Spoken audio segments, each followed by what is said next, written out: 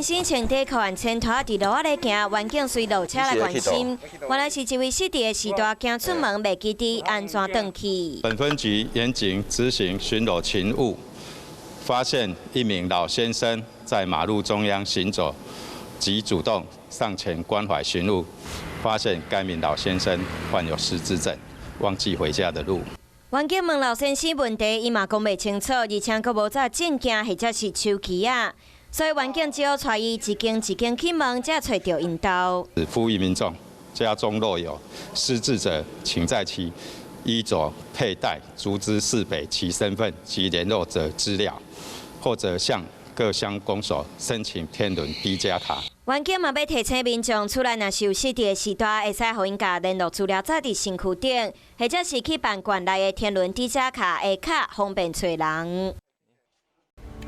我是陈雅玲，想要跟我一起从零掌握天下事吗？赶紧按下华视新闻 YouTube 频道的订阅按钮，开启小铃铛，跟我一起探讨公共议题，给您最专业的华视新闻。